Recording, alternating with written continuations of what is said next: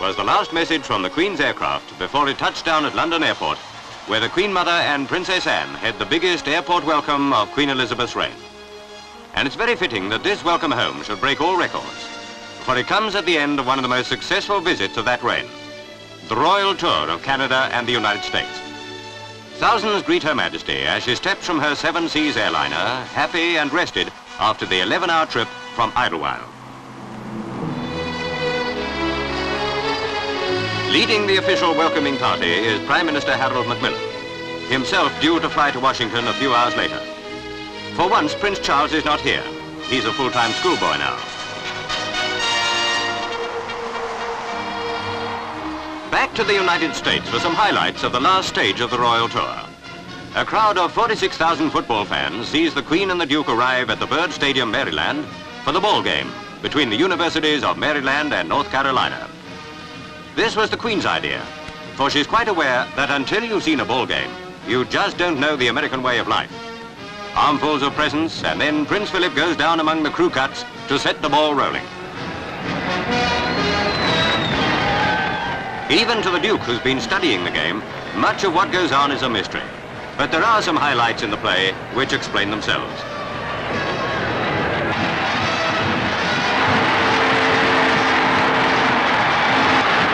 Over the line, and the crowd cheers itself hoarse. Even the Queen's escort can't sit still.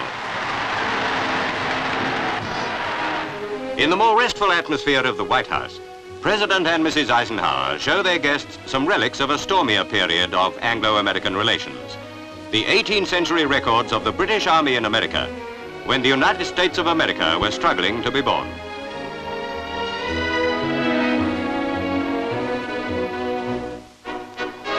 At the Pan American Union building, a state dinner is given in honor of the British visitors by Secretary of State John Foster Dulles and his wife. One of several brilliant evenings which, thanks to the Queen's dressmaker and her own natural poise, have provided a field day for the fashion writers.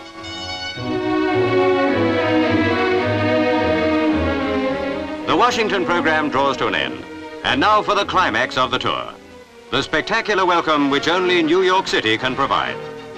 The Queen, escorted by New York State Governor Averell Harriman, journeys up the Hudson River by car ferry.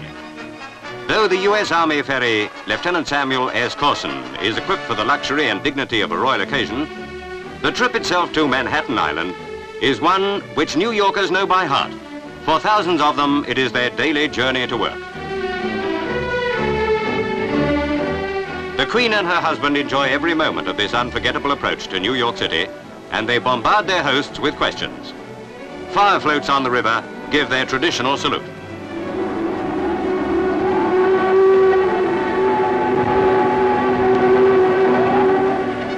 Landmarks are pointed out, though one needs no pointing out. And another came from England anyway, and has been brought to New York Harbor for the occasion, Mayflower II. Like this replica of the Pilgrim Father's ship, the Statue of Liberty itself was also a goodwill gift from a foreign country, in that case, from France. And at last, looming out of the autumn haze, the famous skyline itself. I knew they were tall, says the Queen, but how close together they all are. Look at them, bunched like hollyhocks. Slip number 3 at the Battery, and here begins the city's own welcome.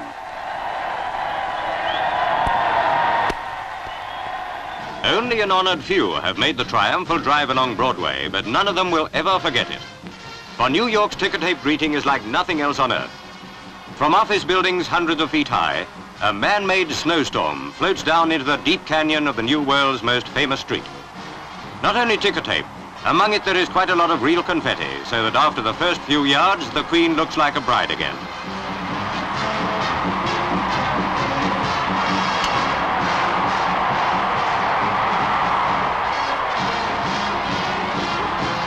Hectic, gay, overwhelming. But that's how New York feels about Queen Elizabeth's visit, and what New York feels it has no inhibitions about showing. One newspaper headline sums it all up. The Queen reigns over us today.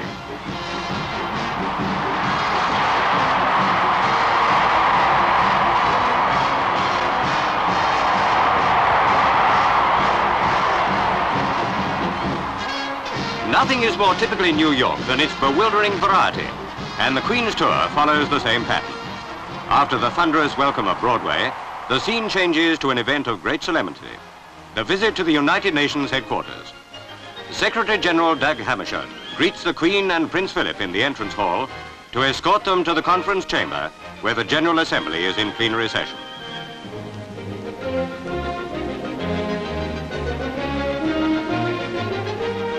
It is a rare event for this forum of the world to be addressed by a reigning sovereign. Delegates of 82 nations stand as Queen Elizabeth makes her way to the platform.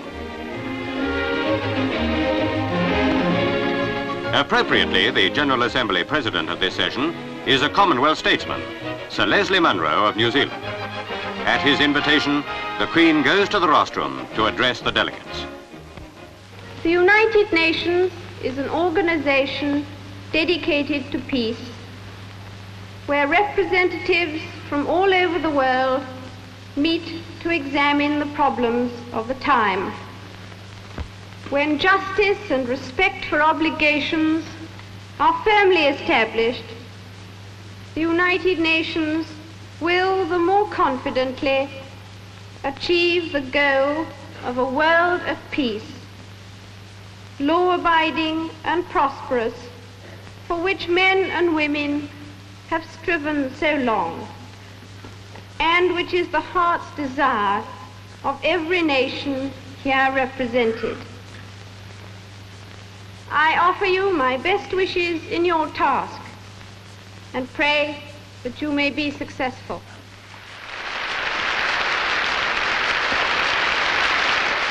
There's no doubting the sincerity of the General Assembly's applause, for the Queen's personal success with them matches the way she has won the hearts of her American hosts.